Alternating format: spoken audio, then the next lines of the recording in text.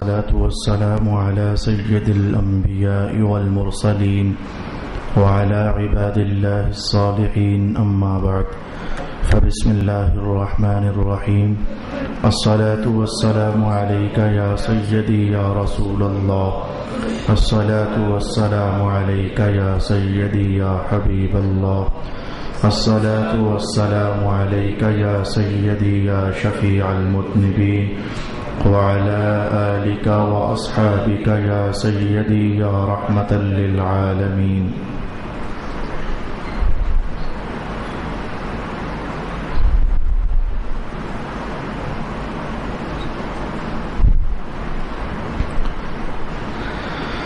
اللہ رب العالمین کے فضل اور کرم سے حقوق العباد میں جو عنوان ہمارا چل رہا تھا، بچے پالنے کے لیے والدین کو کن کن باتوں کا خیال رکھنا چاہیے اور کون کون سی ذمہ داری نبھانی چاہیے، اس سلسلے کی کچھ نشستیں ہم سماعت کر چکے تھے۔ رمضان المبارک سے قبل جو آخری گفتگو کا حصہ ہم نے سماعت کیا تھا، خیال گزرتا ہے کہ وہ یہ حق تھا کہ بچے جب بولنے کی عمر میں پہنچیں، ان کا احساس اور شعور کچھ بیدار ہو جائے تو والدین کو چاہیے کہ سب سے پہلے ان کی زبان سے لفظ اللہ جاری کرنے کی کوشش کریں، اور وقت اس سے بھی کچھ اوپر چلا جائے، لفظ مفرد وکیبلریز جو ہوتی ہیں اس سے ہٹ کر جب بچہ مزید بولنے کے لائق ہو جائے تو اسی لفظ اللہ کو پورا کمپلیٹ جملہ بنا کر کے تو ان کے ذہنوں میں اتارنے کی کوشش کی جائے۔ میری مراد یہ ہے لا الہ الا اللہ، اور اس میں جو احتیاط کرنے کے لائق چیز تھی وہ یہ تھی کہ مائیں اتنا جملہ نہ بولیں لا الہ لا الہ لا الہ، یہ انتہائی غلط معنی اس کا بن جاتا ہے۔ اس کا ترجمہ یہ بنتا ہے کہ کوئی رب نہیں ہے، کوئی معبود نہیں ہے، کوئی الہ نہیں ہے وغیرہ وغیرہ۔ وہ پوری بات کہیں لا الہ الا اللہ، جس کا ترجمہ یہ بنتا ہے اللہ کے سوا کوئی معبود نہیں ہے۔ اللہ تو ہے کہ اللہ کے سوا کوئی اور معبود نہیں ہے۔ تو اس بات کا پھر میں نے آپ کو فائدہ بیان کیا تھا کہ رسول پاک علیہ السلام فرماتے ہیں کہ جس انسان کی زندگی میں پہلا بول اور پہلا قول اللہ ہوتا ہے یا لا الہ الا اللہ ہوتا ہے، اس کی تاثیر اس کی زندگی کے آخری مراحل تک چلتی ہے، اور آخری مرحلہ اس لفظ کی تاثیر کا یہ ظاہر ہوتا ہے کہ اس کا آخری کلام بھی اللہ تعالیٰ خود بخود ہی لا الہ الا اللہ بنا دیتا ہے۔ دنیا میں پہلا جملہ والدین کی کوشش سے اور آخری بار دنیا سے جاتے ہوئے لا الہ الا اللہ، یہ اللہ تعالیٰ کے فضل سے اس کی مدد کر دی جاتی ہے۔ اور اس کے بعد حضور کا یہ کلام تھا من کان آخر کلامہ لا الہ الا اللہ فدخل الجنہ، جس انسان کا دنیا سے جاتے ہوئے آخری کلام لا الہ الا اللہ ہو جائے اللہ تعالیٰ اسے جنت عطا فرما دیتا ہے۔ اور اللہ کا فضل ہے کہ اس طرح کی خوبصورت اختتامی زندگی کے مراحل بہت ساری انسانی زندگیوں کے اندر ہمیں دکھنے کو اور محسوس کرنے کو مل جاتے ہیں۔ ابھی رمضان المبارک کے آخری روزے کو راولپنڈی ایک خاتون کا انتقال ہوا ایک عرصہ بیمار رہنے کے بعد، تو مجھے اہلیہ بتا رہی تھی کہ اللہ پاک نے بڑی پاکیزہ موت انہیں دی۔ میں نے کہا کیا ہوا؟ کہنے کہ بیمار تو تھی ہی تھی، یہ تو خود اللہ کے یہاں بخشش کا سامان ہوتا ہے، ہم نے آپ سے حدیث سنی ہوئی ہے، لیکن اطلاع ہوئی کہ انہوں نے آخری بار یہ پڑھا لا الہ الا اللہ محمد الرسول اللہ، بلکہ پہلے نہائی دھوئی غسل کیا اور غسل کرنے کے بعد پڑھا لا الہ الا اللہ محمد الرسول اللہ، اور پھر اللہ کو پیاری ہو گئے۔ میں نے کہا بیگم کیا معلوم کہ زندگی میں اس عورت کے ماں باپ نے پہلی سنت کا نور انہیں دلوا دیا، کیا معلوم ہے کہ وہ ان کے والدین نے پڑھا دیا ہو لا الہ الا اللہ پہلا بول، تو آج اللہ نے اس کی تاثیر یوں پھر ظاہر فرما دی ہو۔ یہاں تک ہماری گفتگو کا پچھلا حصہ ہی تھا جو میں نے ریپیٹ کیا تاکہ ذہن اپنے عنوان کے ساتھ متصل ہو جائیں۔ آج کی نشست میں جو حق نمبر 39 ہے والدین کے ذمے، میں وہ بیان کرنا چاہتا ہوں۔ آپ جانتے ہیں کہ آج کل ہمارے بچے بہت جلد ہی بہت تیز ہوتے ہیں، ابھی وہ پڑھنے لکھنے کی عمر تک نہیں پہنچتے ہیں تو بھی ان کا دماغ بڑا کوئک کام کر رہا ہوتا ہے، بلکہ آج کل تو یہ جملے بولے جاتے ہیں کمپیوٹر ایج ہے تو بچوں کے دماغ بھی کمپیوٹر سے کم نہیں ہے، اس طرح کے جملے آج کل ہمارے ماحول میں بولے جاتے ہیں۔ میں کہوں گا کہ رسول پاک علیہ الصلوۃ والسلام کی وہ دور رس نظر میں وہ حدیث پاک جب بھی یاد کرتا ہوں تو آج کے ماحول کے مطابق میں کہتا ہوں میرے حضور آپ کی نظر کی گہرائی کو سلام ہو جائے، آپ نے کیا بات ارشاد فرما دی۔ میری مراد ہے کہ وہ نماز کے متعلق جو ہم حدیث بچپن سے پڑھتے سنتے چلے آ رہے ہیں کہ بچہ جب 7 سال کا ہو جائے تو وہ نماز کی تلقین کرو، میں کئی بار اس پر سوچتا، ایک امتی ہونے کے ناطے سوچتا کہ بچے تو ہم محسوس کر رہے ہیں کہ آج کل 7 سال سے پہلے بھی بڑے تیز ہوتے ہیں، تو میرے حضور نے 7 سال کہا، کوئی خاص حکمت ہوگی؟ میں یہی سمجھتا رہا کوئی خاص حکمت ہوگی، کوئی خاص حکمت ہوگی، اور تھی اور ہے، ہمیں سمجھ ہے کہ نہیں ہے۔ لیکن میں جامع الاحادیث والمراسیل پڑھتے پڑھتے جامع المسانید میں نے یہ الفاظ جب پڑھے تو میری طبیعت باغ باغ ہو گئی کہ رسول اللہ علیہ السلام نے فرمایا کہ اچھا وہ 7 سال تو 7 سال میں نے کہا ہوا تھا، لیکن جیسے کہ فرما رہے ہوں کہ میں دیکھ رہا ہوں کہ آنے والے بچے کچھ اس سے بھی تیز ہیں، تو آپ نے فرما دیا کہ جب بچہ دائیں ہاتھ کو بائیں ہاتھ سے پہچاننے لگ جائے تو چلو تبھی نماز کا حکم جاری کرنا شروع کر دو۔ یعنی وہ بچوں کی جیسے وہ یہ جو گروتھ ہو رہی ہے آج کے زمانے میں بہت جلد وہ شعور کی دہلیز پر قدم رکھ رہے ہیں، تو رسول پاک علیہ السلام نے اسے جیسے محسوس فرمایا اور فرمایا کہ چلے اس سے بھی جلدی کیا جا سکتا ہے بچوں کو نماز پڑھنے کا حکم جاری تربیت کے لیے، اگر وہ دائیں ہاتھ کو بائیں ہاتھ سے پہچاننا شروع کر دیں۔ تو اب میں جو بات کہنے والا تھا اتنی بات کہہ کر وہ یہ تھی کہ حکم تو یہ ہے کہ جب بچہ تمیز کے دائروں میں قدم رکھے، وہ ممتاز کرے کہ یہ میری ماں ہے، یہ میرا باپ ہے، یہ میری بہن ہے، یہ میرا بھائی ہے، یہ میرا استاد ہے، یہ میرے دادا جان ہے، یہ میرا گھر ہے، یہ میرا باہر ہے، تمیز، مختلف چیزوں کی تمیز جب اسے محسوس ہونا شروع ہو جائے تو اپنے پرائے کو پہچاننے لگ جائے، یوں کہہ لو کہ اس کی تعلیم کا زمانہ جب شروع ہو جائے، اتنا کہنا کافی ہوگا۔ تو حضور نے فرمایا کہ اب ایسا کرنا کہ ان کو یہ چیزیں جو ہیں وہ سکھا دینا، یہ چیزیں میں آپ کو بتاتا ہوں، آپ والدین ہو، آپ کی ذمہ داری بنے گی کہ اسپیشل بیٹھیں اور اسپیشل بیٹھ کر کے تو ایک عنوان 2 4 دنوں میں 2 4 دنوں میں اور 5 6 دنوں میں سمجھانے کے لیے آپ کوشش کریں۔ مثلا فرمایا کہ انہیں مختلف آداب سکھانے ہیں، جب بچہ تمیز کے دائرے میں قدم رکھے تو انہیں مختلف آداب سکھانے ہیں، اور میں کہوں گا کہ میرے حضور پاک علیہ الصلوۃ والسلام نے سب سے پہلے یہ اقدام بھی اپنے نورانی گھر سے شروع کیا تھا، اور بطور اشارہ میں آپ کو وہ حدیث بتاؤں گا جو 40 بار پہلے بھی بتا چکا ہوں۔ آج آپ کو محسوس نہیں ہوا کہ امام حسن پاک نے کم عمر کی حالت میں ایک کھجور صدقے کی منہ میں ڈال لی تھی، تو پھر حضور پاک علیہ السلام کی جب توجہ ہوئی تو آپ نے انگلی مبارک حسن امام کے منہ میں ڈالی اور جیسے اندر کی تو وہ اغا اغا کی آواز سے وہ کھجور کی مٹھاس باہر اگل دی، تو پھر آپ نے کہا کہ بیٹا اللہ تعالیٰ نے یہ صدقے خیرات آل محمد پر حرام فرما دیے ہیں۔ حالانکہ ابھی مکلف نہیں ہوئے تھے امام حسن پاک ابھی مکلف نہیں ہوئے تھے، ابھی تو اس زمانے میں تھے کہ کوئی حلال حرام آپ پر لاگو نہیں ہوا تھا، لیکن رسول پاک علیہ الصلوۃ والسلام نے پہلا اقدام یہاں سے کیا کہ تمیز تو میرے بیٹے حسن کو ہو چکی ہے، یہ بڑا سیانہ ہے، دانا ہے اور اس کی عقل کام کرتی ہے، تو حضور نے پہلا جملہ فرما دیا کہ بیٹا یہ حرام ہے۔ بس میں یہاں سے کہنا چاہ رہا ہوں کہ آداب سکھانے شروع کر دیا زندگی کے کہ آل محمد پر صدقہ کھانا حرام ہے، تو بس یہیں سے آپ والدین کو یہ پیغام رسول اللہ کا کہ اپنے بچوں کو آداب سکھانے ہیں۔ اب آداب سکھانے میں پہلے نرم درجے کے آداب ہیں، نرم درجے کے آداب وہ کون سے ہیں؟ مثلا کھانا کھانے کے آداب اور پانی پینے کے آداب سکھاؤ۔ کھانا کھانے کے آداب میں سے اور پانی پینے کے آداب میں سے جو موٹے اس عمر میں سمجھے جا سکتے ہیں، مثلا وہ یہ ہیں کہ کھانا کھانے سے پہلے بسم اللہ الرحمن الرحیم پڑھنی چاہیے، کھانا کھانے کے بعد چلو اتنا ہی اللہ تیرا شکر ہے کہنا چاہیے، الحمدللہ ہے، پورے کلمات بھی دعا کے ہیں، الحمدللہ الذی اطعمنی وسقانی وجعلنی من المسلمین، لیکن چلو میں کہتا ہوں اتنا بھی کہہ دیا تو بچوں کے لیے کافی ہے، الحمدللہ کہنا چاہیے، اتنی تربیت بچوں کو دیں۔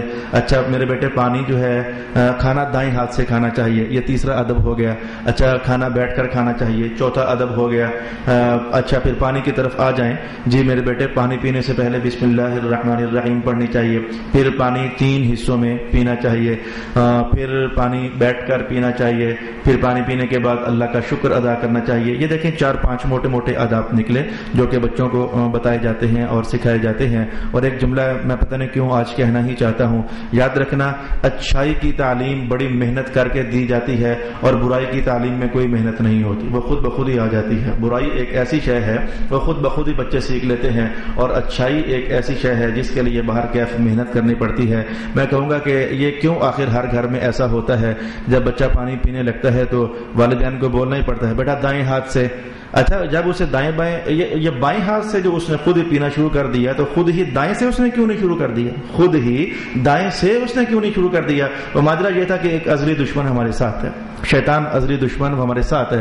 ہم تو بتانا بعد میں شروع کرتے ہیں، وہ احساسوں میں اتر کر کے تو بچے کو پہلے ہی وہ لیفٹ رائٹ کا فرق سنت سے ہٹا کر کے تو اس کے ذہن میں ڈالنے لگ جاتا ہے. کھانا کھلانے کے لیے ہمیں 100 بار کہنا پڑتا ہے بیٹا لقمہ دائیں ہاتھ سے، لقمہ دائیں ہاتھ سے، لیکن وہ خود بخود ہی جو کچھ کر رہا ہوتا ہے وہ بائیں ہاتھ سے کر رہا ہوتا ہے. تو یہاں سے آپ نے محسوس نہیں کر لیا کہ میں کہوں گا بچے تو بچے ہیں، بڑوں کے اندر دیکھو آپ لوگوں کو کہہ کر نماز پڑھنے آیا کرو، مسجد میں آیا کرو، درس قرآن سنا کرو، حدیث پاک پڑھا کرو، علماء کے پاس جایا کرو، تو آپ خود محسوس کرو آپ کے وجود میں کتنا اثر ہے محراب نشینوں کے اس بول کا. اور اس کے مقابلے میں جو چیزیں ہم نے کبھی آپ سے کہی نہیں، محراب نے کبھی آپ سے کہی نہیں، کوئی بھی غلط چیزیں ہیں، حتیٰ کہ چلو میں کہوں گا سب سے آسان ترین غلط چیز میڈیا پر جم کر کے بیٹھ جانا، یہ تعلیم کس نے آپ کو دی؟ کسی نے بھی نہیں. لیکن کیا جوان، کیا بچہ، کیا بوڑھا، کیا بابا، سب ٹیلی ویژن کو ٹائم دیتے ہو یا نہیں دیتے ہو، اور پھر اس ٹائم دینے میں اچھا برا بھی نظر سے گزرتا ہے یا کہ نہیں گزرتا، یہ تعلیم آپ نے کہاں سے پائی؟ کہیں سے بھی نہیں پائی. تو بس یہ میں نے کہا بچوں سے لے کر بڑوں تک یہ فارمولہ آپ یاد رکھیں ہمیشہ کہ نیکی کے راستے پر ذرا محنت کر کے لگنا بھی پڑتا ہے اور لگانا بھی پڑتا ہے، اور برائی کے راستے پر چلنے کے لیے یا چلانے کے لیے کوئی محنت نہیں کرنی پڑتی. لہذا بچپن ہی سے اپنے بچوں کے لیے یہ آپ کو محنت باہر کیا کرنی پڑے گی. کھانے کے آداب بتائے، پینے کے آداب بتائے، حتیٰ کہ جملے میں پورے کر رہا ہوں، ہنسنے کے آداب بتائے. اب آپ سوچتے ہوگے کہ کیا ہنسنے کے بھی آداب ہوتے ہیں؟ جی ہاں، ہنسنے کے بھی آداب ہوتے ہیں. ہنسنے کے آداب میں فوراً ہم سرکار دو عالم علیہ السلام کی حیات اقدس میں رخ کریں گے تو ہم پائیں گے کہ رسول پاک علیہ السلام اکثر سمائل کیا کرتے تھے، جسے ہم تبسم کے ساتھ تعبیر کرتے ہیں. تبسم کو آپ یوں سمجھیں کہ آواز بالکل اس میں محسوس نہیں ہوتی ہے، اور بہت کم ایسا ہوتا ہے کہ دانتوں کے کنارے محسوس ہوتے ہیں، بس نرم درجے میں، اور اس سے بڑھ جاؤ تو اسے ضحک کے ساتھ تعبیر کرتے ہیں. حضور پاک علیہ السلام مسکرائے بھی ہیں زیادہ اور ہنسے بھی ہیں. ہنسنے میں یہ ہوتا ہے کہ اتنے کم درجے کی آواز آتی ہے کہ جیسے بندہ خود ہی سن سکتا ہے، بمشکل کسی اور تک وہ آواز نہیں جاتی. جیسے اب ہم قرآن پاک پڑھ رہے ہوتے ہیں تو بڑے سلولی یہ اتنی کو آواز بس صرف ہم اپنے حد تک محسوس کرتے ہیں تو بہت دور دراز تک محسوس نہیں ہوتی. یہ دونوں چیزیں سرکار دو عالم علیہ السلام کی زندگی میں ملتی ہیں، جن میں اسمائل اور تبسم زیادہ ہے اور ہنسنا اس سے کم ہے. اور تیسری چیز تو وہ زمانوں کے بعد بھی رسول پاک علیہ السلام کی حیات اقدس میں نظر نہیں آتی. میری مراد یہ ہے کہ قہقہا لگانا. اب یہ تین چیزیں تھیں. ایک بچے کو سمجھایا جائے کہ اکثر بیٹا قہقہا سے بچنا ہے، تبسم کرنا ہے، دہک جس میں نرم درجے کی آواز پیدا ہو جائے. بعض اوقات ایسا ہوا کہ حضور اتنا کھل کر کے دہک فرمایا، قہقہا نہیں، حضور نے اتنا کھل کر کے دہک فرمایا کہ صحابہ یہ فرماتے ہیں کہ مبارک منہ اتنا کو کھل گیا کہ وہ اندر سے ہمیں ڈاڑیں نظر آنے شروع ہو گئے. بس اتنا کو بیان حدیث پاک میں ملتا ہے. تو کسی کے منہ سے قریب ہو کر زیادہ اونچی ہنسنا یا ہوا ہنسنے کی ہوا جو ہے اس کے منہ پر پڑے، بیٹا ایسے نہیں کرنا. اگر منہ سے تھوک وغیرہ کے چھینٹے نکلنے کے ہے تو رومال استعمال کر لینا. یہ نرم نرم اشارے کر رہا ہوں، ڈیٹیل نہیں ہے. ڈیٹیل پڑھنی ہو تو آپ کے گھروں میں ایک کتاب پہنچ چکی ہے آج سے 6 سال پہلے. ہم نے بہت سارے نسخے یہاں سے خریدے تھے، خرید کر آپ کے گھروں میں آپ لوگوں نے خود ہی یہاں سے لے لیے تھے. تو میری مراد ہے بہار شریعت. وہاں پھر اس ٹاپک پر چیپٹر نمبر 16 چیپٹر کے اندر یہ اس طرح کی ساری چیزیں بیان ہوئی ہیں. کھانا کھانے کے آداب، پانی پینے کے آداب وہ خود بھی پڑھیں اور سیکھیں اور اپنے بچوں کو بھی پڑھائیں اور سکھائیں، اپنی بیٹیوں کو اور اپنے گھر والوں کو یہ سب کو بتائیں اور سکھائیں. تو میں نے کہا کہ جب بچہ تمیز کی عمر کو پہنچے تو اسے کھانا کھانے کی آداب بتانا ہر والدین کی ذمہ داری ہے، پانی پینے کی آداب بتانا ہر والدین کی ذمہ داری ہے، ہنسنے کے آداب بتانا ہر والدین کی ذمہ داری ہے. رک کر کے ایک بڑی اہم غلطی ہے جسے میں آپ کے نظروں سے گزارنا چاہتا ہوں. اگر باپ میں ہے تو باپ سمجھے، اگر ماں میں ہے تو ماں سمجھے. بعض اوقات ایسا ہوتا ہے کہ ماں آداب سکھانے میں زیادہ قوی ہوتی ہے، وہ زیادہ زور دکھاتی ہے، زیادہ سلیقہ مندی بتاتی ہے. تو بعض اوقات باپ اس طرح کا نرم جملہ بولتا ہے جس کے بڑے غلط اثرات اور بڑے برے اثرات انسانی بچوں میں نے محسوس ہوتے پھر دیکھے ہیں. تو ماں سمجھا رہی ہوتی ہے تو باپ سے بولتا کیا ہے بچہ ہے، ابھی ٹھیک ہے، ابھی اس کے کھیلنے کودنے کی عمر ہے، بڑا ہوگا تو سمجھ جائے گا. یہ بہت بڑی غلطی کر دی ہے باپ نے. یا پھر باپ اگر سمجھا رہا ہوتا ہے تو ماں اس طرح کی شاہ بچوں کو دے دیتی ہے، اور جی خیر ہے کیا کرتے ہیں، ابھی تو بچہ ہے. تو پھر پھر بڑا ہوگا تو سیکھ جائے گا نا. بڑا ہو کر نہیں سیکھا کرتا, بڑا ہو کر بدماش بنا کرتا ہے, چھوٹا ہو کر سیکھا جاتا ہے. اور رسول اللہ علیہ السلام نے چھوٹا ہونے کی حالت میں سکھانے کا حکم ارشاد فرمایا ہے. بڑا ہو کر کون مانتا ہے کسی کی؟ بڑا ہو کر کے تو وہ خود مختار ہوتا ہے. اور آپ کے جو بڑے پتر ہیں ذرا ان میں جھانک کر دیکھو نا, وہ کتنی کو مانتے ہیں آپ کی. کتنی بے وقوفی کرتے ہو آپ لوگ یہ کہتے ہوئے بڑا ہوگا تو سمجھ جائے گا. بڑا ہو کر وہ اکڑتا ہے, بڑا ہو کر وہ اگنور کرتا ہے ماں کو, بڑا ہو کر وہ اگنور کرتا ہے باپ کو. بڑا ہو کر کون سمجھتا ہے؟ اللہ اگر کسی پر فضل فرما دے, اسے کسی نیک استاد کا صحبت اور دامن میسر ہو جائے, یا کسی نیک پیر و مرشد کا دامن اور صحبت میسر ہو جائے, تو اس کے اندر بھی وہ کچھ آگ لگی ہوئی ہو کہ مجھے کچھ جاننا چاہیے, تو اللہ کرم کر دے. وگرنہ عام طور پر بڑا ہو کر سیکھنے کی عمریں ہوتی ہیں, مذہب میں سیکھنے کی عمریں ہوتی ہیں, لیکن ہمارے ماحول میں وہ کچھ ایسا بہت کچھ اس پر غالب آ چکا ہوتا ہے کہ جس میں وہ نیکی کی آواز دب کر کے رہ جاتی ہے, اور ایک اچھی انسانیت کی آواز وہ بہت دب کر کے تو رہ جاتی ہے. تو میں یہ غلطی مت کیا کریں یہ غلطی کہ باپ سمجھا رہا ہو تو بیگم درمیان سے اس طرح کا جملہ بولتے, بیگم سمجھا رہی ہو تو باپ درمیان میں اس طرح کا جملہ بول دے. وہ ایک بار ایسا ہوا کہ میں آپ کو بتاؤں, اس کی عملی تصویر آپ کو بتاؤں. میں ایک بار ہم کہیں مہمان بن کر گئے رشتہ داروں ہی کے ہاں, تو وہ جو ہمارے میزبان لوگ تھے تو ان کی ماں, یعنی جو مائیں تھی بچوں کے حوالے سے, تو کہنے لگی, میرے اہلیہ سے کہنے لگی کہ آپ میری اس بیٹی کو سمجھائیں, اب 10-12 سال کی عمر ہو رہی ہے لیکن ہمارے گھر کا کوئی کام کاج نہیں کرتی, میرے ساتھ ہاتھ نہیں بٹاتی کچن میں, یہ اور وہ ہاتھ نہیں بٹاتی, اور اس کے مقابلے میں آپ کی بیٹی ہے وہ چھوٹی ہے تو وہ آپ کے ساتھ آدھا کچن کا کام کراتی ہے, تو انہیں بھی آپ سمجھائیں. تو وہ میری اہلیہ نے سمجھانے کی کوشش کی, تو وہ آگے سے کہنے لگی, بیٹی کہنے لگی کہ میں کیوں کروں, میرے بابا نے کہہ دیا ہے کہ جب شادی ہوگی آپ کی تو ہم آپ کے ساتھ نوکر بھیجیں گے جو آپ کے گھر کا کام کاج وہاں کریں گے. میں نے کہا یہ بہت بربادی والا جملہ اس بابا نے بول دیا ہے, یہ دولتیں ہمیشہ نہیں رہا کرتی, یہ کاروبار ہمیشہ نہیں رہا کرتے, یہ خوشحالیاں ہمیشہ نہیں رہا کرتی, اور کہاں اس طرح کا نظام ہے کہ بیٹی کی شادی ہو تو گھر سے نوکر بھیجا جائے. اب یہ وہ بات تھی, یہ ایک مثال میں نے آپ کے سامنے کہی. ماں بلک رہی ہے, کلپ رہی ہے, سمجھانا چاہتی ہے, ٹرین کرنا چاہتی ہے, کچن سنبھالنا چاہتی ہے کہ بیٹی میرے ساتھ تعاون کرے, اور باپ بولتا ہے کہ اسے کھیلنے کودنے کی عمر ہے, اسے کھیلنے کودنے دیا جائے تو جب شادی ہوگی تو ہم بچہ نوکر اس کے ساتھ بھجوا دیں گے. اب بچی کے ذہن میں وہ بات بیٹھ گئی کہ بابا نے کہا تھا کہ نوکر آپ کے ساتھ بھجوا دیں گے. یہ ہے مثال کہ باپ سمجھانا چاہتا ہے تو بیگم کوئی الٹا سیدھا جملہ بول دیتی ہے, بیگم سمجھانا چاہتی ہے تو باپ کوئی الٹا سیدھا جملہ بول دیتا ہے. میں کہوں گا واپس پلٹیں, اپنے اسلام کو اپنے بچوں تک منتقل کرنے کے لیے یقین جان لیجئے کہ رسول اللہ کی بات مانو گے تو آپ کی نسلیں خوشحال ہو جائیں گی, اور اگر رسول اللہ کی بات نہیں مانو گے, جیسے آپ نے بچے پال لیے تو اب آپ کو محسوس تو ہوتا ہے کہ بہت ساری چیزیں ہم سے رہ گئی ہیں, تو جو کم از کم اس دور کے تازہ جوان ہیں, شادیاں ہو رہی ہیں, بچے اللہ پاک نصیب انہیں فرما رہا ہے, اس طرح کی غلطیاں وہ نہ کریں. کتنے آپ کی اس نشست کے اندر بزرگ عمر کے لوگ ایسے ہوتے ہو جو مجھے بعد میں کہتے ہو علامہ صاحب بس غلطی ہو گئی ہے, اتنی عمر گواہ بیٹھے ہیں, ہمیں پتہ ہی نہیں تھا, ہمیں کسی نے بتایا ہی نہیں تھا کہ یہ تعلیمات بھی ہیں, ہمیں تو بس وہ میلاد اور 11ویں پر رکھا گیا ہے اور عرس منانے تک ہی رکھا گیا ہے, اس سے آگے تجاوز کیا ہی نہیں گیا ہے. وہ حضور کے نور و بشر پر بحثیں چلتی رہی ہیں, علم غیب ہے کہ نہیں, یہی لڑائیاں ہمارے مولوی ہمارے محلے کے ہمیں بتاتے رہے ہیں, تو ہمیں تو پتہ ہی نہیں تھا آج تک کہ یہ بھی چیزیں ہیں. میری جان وہ ساری چیزیں بھی ہیں, وہ ایمان کی جان ہے, اور یہ ساری بھی چیزیں ہیں یہ ایمان کا پھل ہیں. تو ایمان کی اصل سے بھی رسائی رکھنی چاہیے اور تعلق, اور ایمان کے پھل کے ذائقے بھی تو چکھنے چاہیے. کیا رسول پاک علیہ الصلوۃ والسلام نے اس طرح کے جملے نہیں فرمائے تھے کہ 3 چیزیں ایسی ہیں کہ جس وجود میں آ جائیں تو وہ ایمان کی حلاوت اور مٹھاس پا لیتا ہے. اس جملے اس حدیث میں محسوس کرو 2 باتوں کا اشارہ حضور دے رہے ہیں, ایک ایمان اور ایک ایمان کا نتیجہ مٹھاس, 2 باتوں کا اشارہ دے رہے ہیں. میں کہوں گا زندگی بھر ایمان ہی بیان کرنا, زندگی بھر ایمان ہی بیان کرنا, اور زندگی بھر ایمان ہی بیان کرنا, یہ تو خود حضور رحمت عالم کی تعلیمات کے ساتھ خیانت والی بات ہے کہ رسول اللہ علیہ السلام نے ایمان بھی سمجھایا ہے, قرآن بھی سمجھایا ہے, نبیوں کی تعظیم بھی بتائی ہے, نماز بھی بتائی ہے, اخلاق بھی بتائے ہیں, کردار بھی بتائے ہیں, زندگی کے حسین پہلوؤں کی طرف توجہ بھی دلائی ہے. میرے حضور نے زندگی بھر تو ایمان ہی نہیں سمجھایا, ایمان کے ساتھ ساتھ ایمان کے ثمرات بھی حضور سمجھایا کرتے تھے, اخلاق عالیہ کی پاکیزہ قدریں بھی رسول پاک علیہ السلام سمجھایا کرتے تھے. اگر آپ کو منہاج مسجد کے محراب نشین کی آواز پر اعتماد اور یقین نہیں ہو رہا تو میں کہوں گا جا کر کتاب الایمان اٹھا کر دیکھ لو, بخاری شریف کا.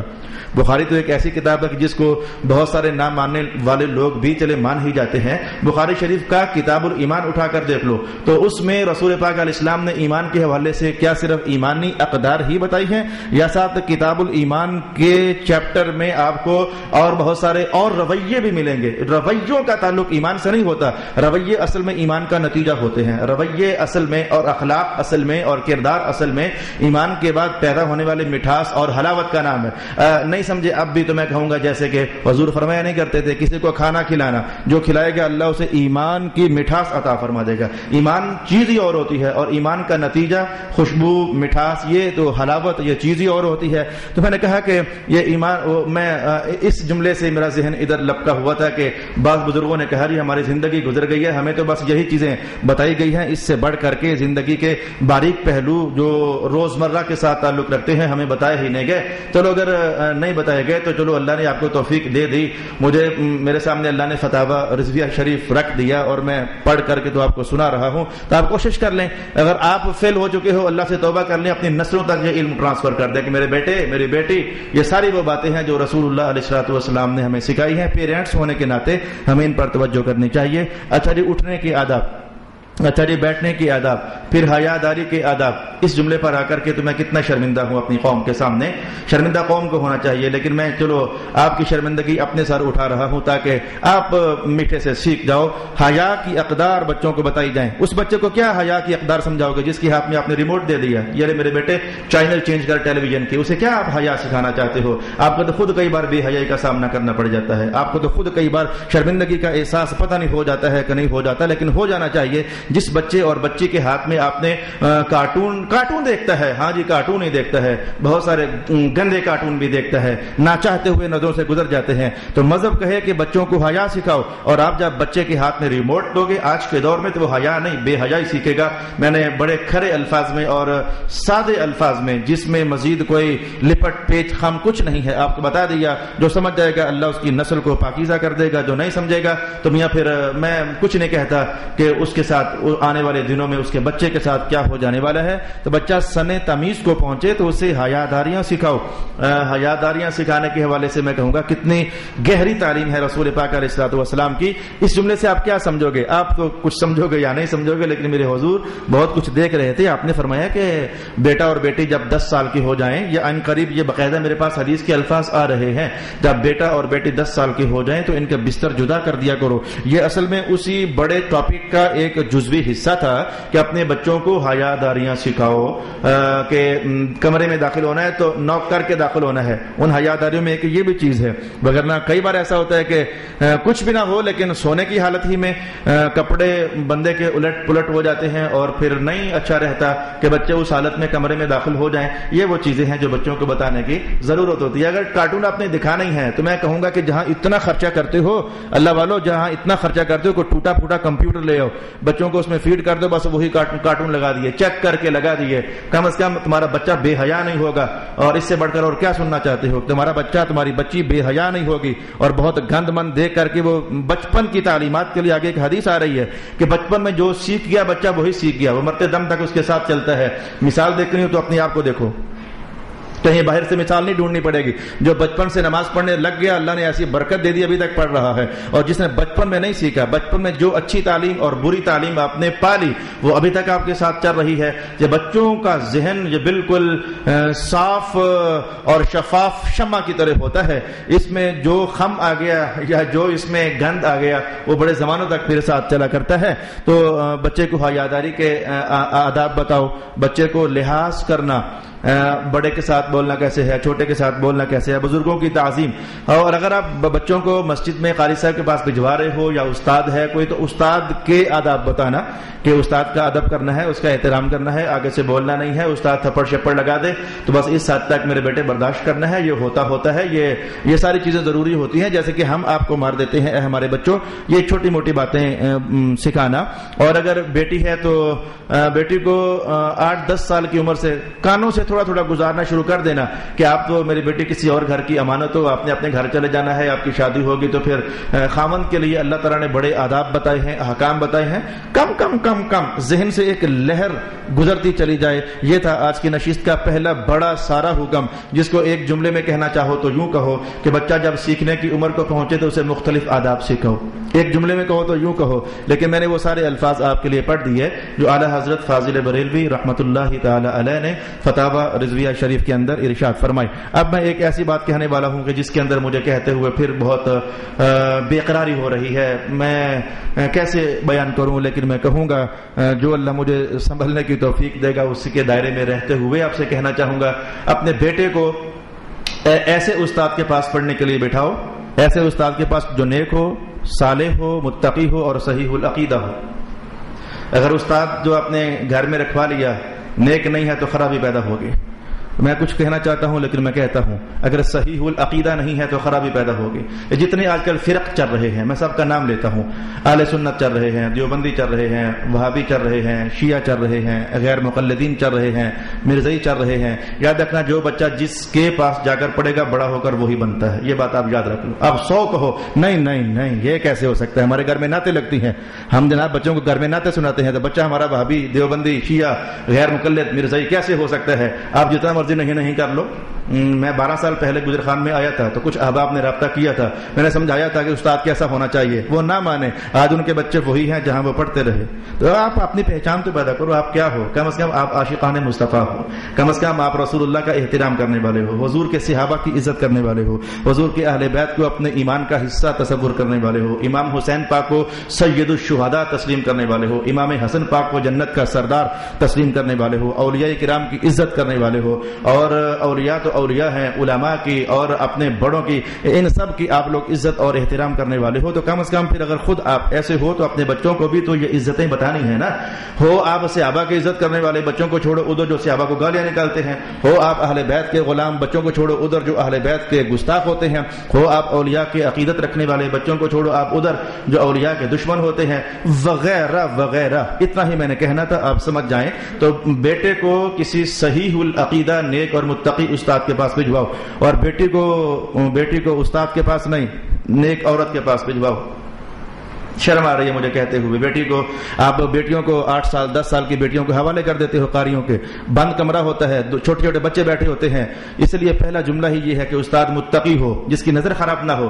میں نے آج تک اپنے اسٹوڈنٹس دورہ حدیث تک پہنچ جاتے ہیں، لیکن میں خود اپنی زیر نگرانی گھروں میں استاد بھجوانے کا قائل ہی نہیں ہوں۔ خرابیاں پیدا ہوتی ہیں، اچھے استاد بھی ہوتے ہیں لیکن گندے استاد بھی ہوتے ہیں، جن بیچاروں نے وہ گندے ماحول میں تربیت پائی ہوتی ہے، وہ اوروں کی بیٹیوں کو اپنی بیٹی نہیں سمجھتے ہیں، بیٹیوں کے اندر شاید وہ احساس نہ ہو لیکن استاد کی نظر میں وہ گندا احساس ہوتا ہے جو آخرکار کوئی خبر بن کر کے تو جیو پر چل جاتا ہے۔ نعوذ باللہ العزیز۔ اس سے کھل کر کیا کہوں میں، آپ کو خود محسوس نہیں ہو رہا میں کیا کہہ رہا ہوں میرے دوست؟ تو اپنے قاریوں کے پاس اپنی بیٹیوں کو مت بھجواؤ، اور ان کے لیے کوئی پاکیزہ استاد تلاش کرو۔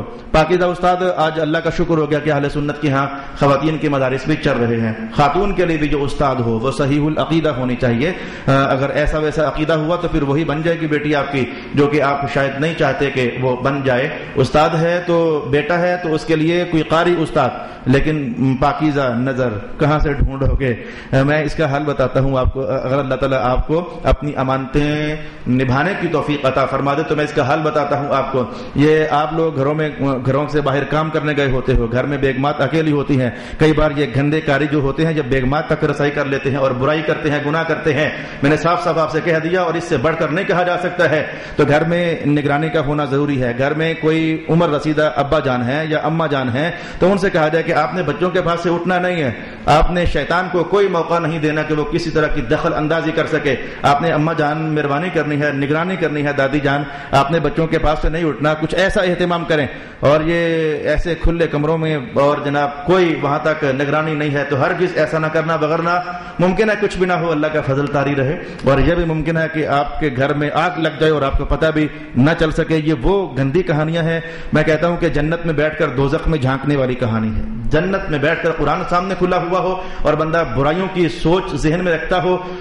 میرے استاد گرامی حضرت علامہ سید ریاض حسین شاہ صاحب، اللہ پاک آپ کا اقبال بلند فرمائے، آپ نے ہمیں دورہ حدیث پڑھاتے ہوئے کہا کہ میرے بچوں دھیان کرنا، مسند تدریس پر تب بیٹھنا جب شادی ہو جائے یا قریب شادی ہونے والی ہو۔ اب دبے دبے الفاظ میں کہا ہی جا سکتا ہے نا، دبے دبے الفاظ میں کہا ہی جا سکتا ہے میرے بھائی۔ یہ ایک خاص بات تھی جو حق نمبر 40 کے طور پر میں نے آپ سے کہی ہے۔ بہت کچھ کہا بھی ہے، بہت کچھ دبایا بھی ہے، سنبھالا بھی ہے، اشارے بھی دیے ہیں، آپ خود اس کو محسوس کریں، مسلک کے حوالے سے بھی اور برائیوں کے بازار گرم ہونے کے حوالے سے بھی سخت نگرانی کرنے کی ضرورت ہے۔ بیٹیوں کو حاشا وقلا کبھی بھی اپنے قاریوں کے پاس مت بھجوائیں۔ بس خاتون استاد قاریہ مل جاتی ہیں، آپ مجھ سے رابطہ کریں، میں آپ کو اہل سنت کے مدارس بتاتا ہوں جہاں قاریہ کی صورت میں ایک اچھی استاد موجود ہے، اچھے استانی موجود ہے۔ صرف بات ہے کہ آپ امانت دار ہو نہیں، خیانت کرتے ہو بچے پالنے میں، آپ کو ٹائم دینا پڑتا ہے اور اپنے آپ کو کسنا پڑتا ہے، ٹائٹ کرنا پڑتا ہے، کون چھوڑنے جائے کون لینے جائے، وہ جی رکشا لگوا دیا، یہ رکشا لگوانا بھی تباہی کا باعث بن جاتا ہے۔ بعض اوقات رکشا لگوانا اور گاڑیاں لگوانا بھی تباہی کا باعث بنتا ہے، وہی تباہی جو میں دبے دبے الفاظ میں آپ سے کہہ رہا ہوں۔ یہ رکشے لگوانے اور جی رکشے پر جاتی ہے اور جی گاڑی پر جاتی ہے ہماری بیٹی، تو وہ جو ڈرائیور ہوتا ہے وہ فرشتہ نہیں ہوتا، وہ انسان ہوتا ہے، وہ بھی نظر بازیاں کرتا ہے، وہ گناہگاریاں کرتا ہے۔ بس میں اس سے بڑھ کر اور کچھ نہیں کہہ سکتا، میرا وقت بھی اسی کے ساتھ پورا ہو گیا۔ حق نمبر 41 سے انشاءاللہ العزیز والدین میں آپ سے اگلے جمعے کو مخاطب ہوں گا۔ وآخر دعوانا ان الحمد للہ رب العالمین۔